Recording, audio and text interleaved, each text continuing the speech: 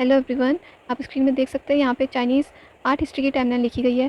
इस बार जिन्होंने भी जून 2025 का यूजीसी नेट का पेपर दिया होगा विजुअल आर्ट से, तो आपने क्वेश्चन देखा होगा जिसमें आया था मिंग डायनेस्टी का टाइम पीरियड बताइए। तो यहाँ पे मैंने जो जो मेजर डायनेस्टीज़ रही हैं उनको यहाँ पे लिखा है, उनका टाइम पीरियड लिखा गया है।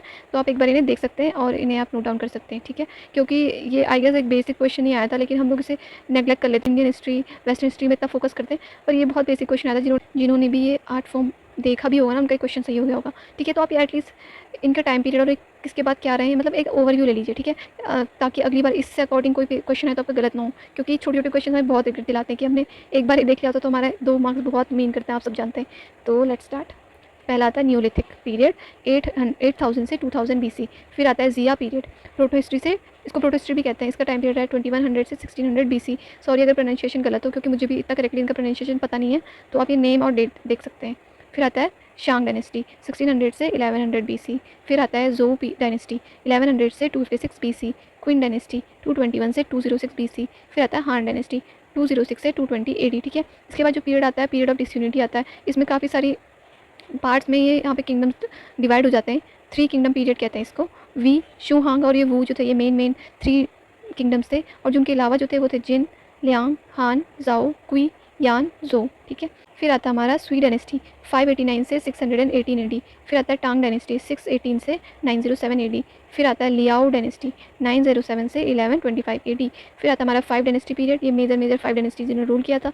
लेटर लियांग, लेटर टांग, लेटर जिन, लेटर हान, लेटर जू, 907 से 960। फिर आता है हमारा सोंग डायनेस्टी 960 से 1279 AD। फिर आता है जिया 1038 से 1127 AD।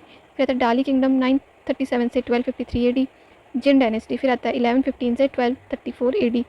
वान डायनेस्टी 1260 से 1368 AD।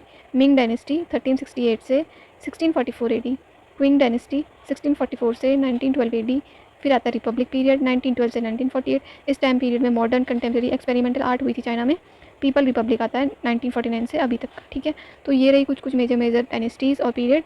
तो जैसे ये देखिए ये वाला आया था, तो आप ना एटलीस्ट देखिए सारे डेट्स तो किसी को याद नहीं हो पाती, क्योंकि हमें इंडियन हिस्ट्री, वेस्टर्न हिस्ट्री, मतलब बहुत सारे डेट पीरियड रहते हैं याद करने, लर्न करने। लेकिन अगर आप एटलीस्ट आप इनको सेंचुरी, मतलब सेंचुरी में इनको याद कर लीजिए। जैसे 7th सेंचुरी, आप इनका स्टार्टिंग पीरियड भी याद करेंगे तो आपके क्वेश्चन लग सकते हैं। जैसे 7th century, 10th century, 11th century, ये रहा तुम्हारा 10th century, 12th century, 13th century, 14th century, ठीक है। ये क्वेश्चन आया था, ये बहुत इंपॉर्टेंट है। ये सॉन्ग डायनेस्टी भी काफ़ी इंपॉर्टेंट है, इसके अंदर भी काफ़ी सारी चीज़ें हुई थी एडवर्टाइजमेंट को लेके। और मैं ज़रूर जल्दी चाइनीज़ आर्ट के ऊपर एक छोटी सी ब्रीफ वीडियो लेके आऊँगी, क्योंकि हमें इसका ओवरव्यू पता होना बहुत ज़रूरी है। क्योंकि नेट का जो पैटर्न है वो चेंज होता रह रहा है, पर मुझे लगता है कि जो भी सिलेबस में हमारा है हमें उसका ओवरव्यू होना चाहिए, क्योंकि अगर हमें कहीं से भी क्वेश्चन आता है एटलीस्ट हम बेसिक्स तो हम क्वेश्चन कर पाएँ। अब जैसे आप देख सकते हैं चाइनीज़ टाइम लाइन से क्वेश्चन आया था।